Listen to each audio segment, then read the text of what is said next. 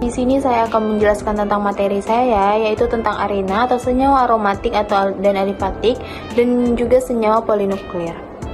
Untuk arena, banyak hidrokarbon di arena mengandung unit-unit aromatik maupun alifatik dan disebut arena, misalnya metilbenzena, etilbenzena, dan lain sebagainya.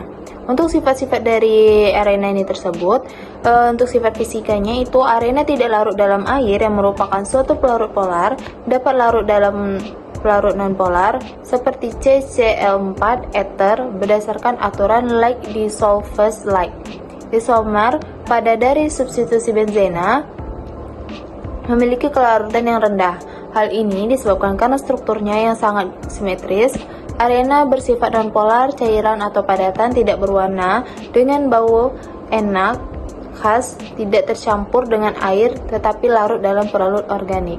Untuk sifat kimianya tersendiri, itu reaksi substitusi elektrofilik gugus metil yang merupakan sebuah gugus penolak elektron akan mengarahkan gugus yang akan masuk pada posisi orto dan para, yang dimana untuk sifat kimianya ini contohnya itu halogenasi, alkilasi Friedel-Crafts, asilasi Friedel-Crafts, nitrasi, dan sulfonasi.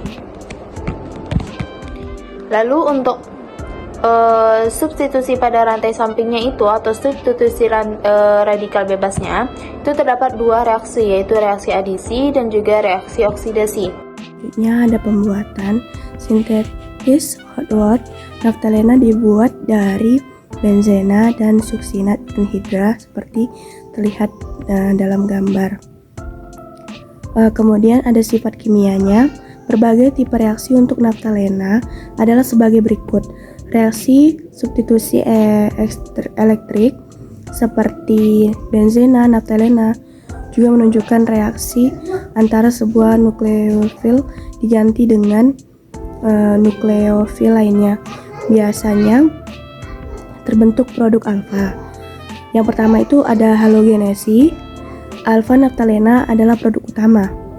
Yang kedua ada nitrasi. Di sini produk utamanya ada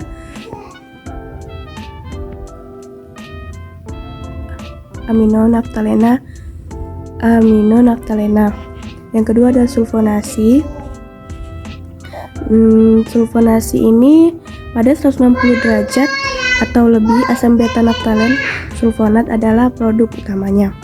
Yang keempat ada asilasi Friedel-Crafts.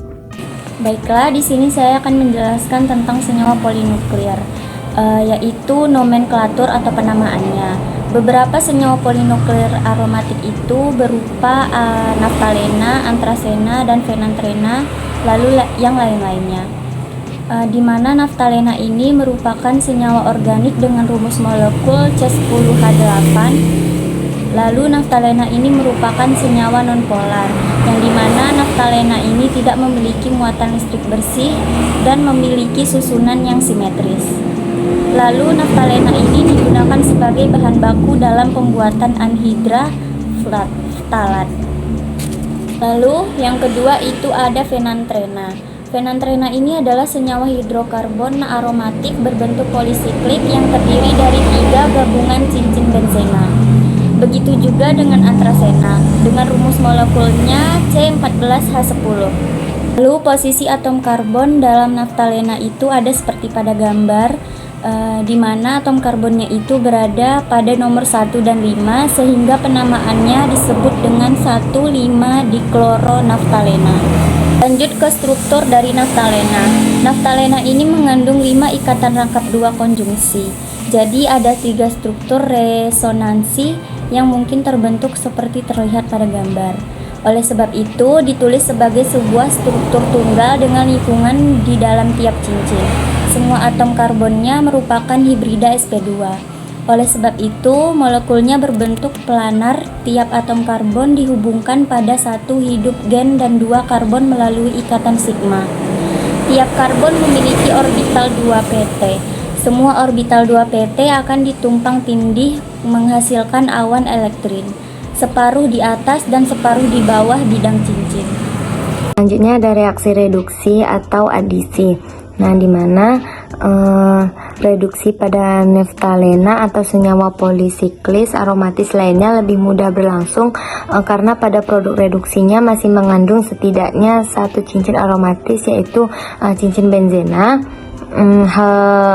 Hal berbeda terjadi bila reduksi berlangsung secara total atau lengkap, di mana seluruh ikatan rangkap pada senyawa polisiklis aromatis tersebut tereduksi.